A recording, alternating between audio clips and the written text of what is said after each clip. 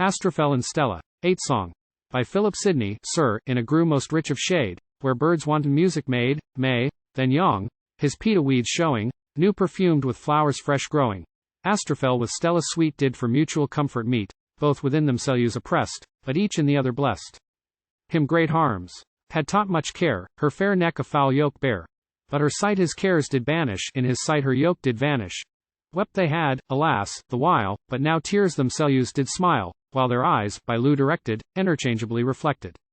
Sigh they did, but now betwixt sighs of woe were glad sighs mixed, with arms crost, yet testifying restlesse rest, and liuing dying.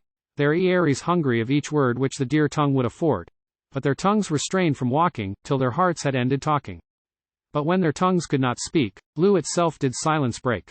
Loue did set his lips asunder, thus to speak in Loue. And wonder, Stella, sovereign of my ioi, fair triumpher of annoy. Stella, star of heavenly fear, Stella, lodestar of deare. Stella, in whose shining eyes are the lights of Cupid's skies, whose beams, where they once are darted, Loue therewith is straight imparted. Stella, whose voice when it speaks senses all asunder breaks. Stella, whose voice, when it singeth, angels to acquaintance bringeth. Stella, in whose body is writ each character of bliss. Whose face all beauty passeth, sow thy mind, which it surpasseth.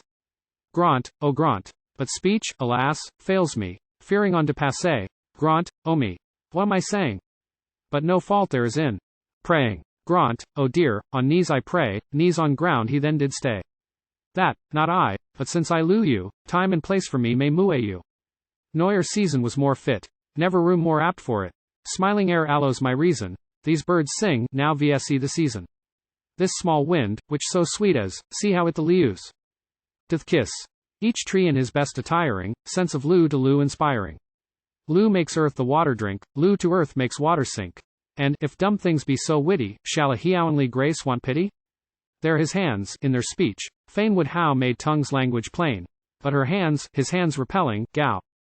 Repulse all grace expelling. Then she spake. Her speech was such, so not Aries, but heart did touch, while such wise she Loue denied, and yet Loue she signified. Astrophel, said she, my Loue, cease, in these effects, to prue. Now be still, yet still bellew me, thy grief more than death would groue me. If that any thought in me can task comfort but of thee, let me, fed with hellish anguish, oils, hopeless, endless languish. If those eyes you praise be half so dear as you to me, let me home return, stark blinded of those eyes, and blinder minded. If to secret of my heart, I do any wish impart, where thou art not foremost placed, be both wish and I defaced. If more may be said, I say, all my bliss in thee I lay. If thou Loue, my Loue, content thee, for all Loue, all faith is meant thee. Trust me, while I thee deny, in myself the smart I try. Tyrant honor doth thus vse thee, Stella's self might not refuse thee. Therefore, dear, this no more moue, least, though I liue not thy Loue, which too deep in me is framed, I should blush when thou art named. Therewithal away she went, luing him to passion rent, with what she had done and spoken, that therewith my song is broken.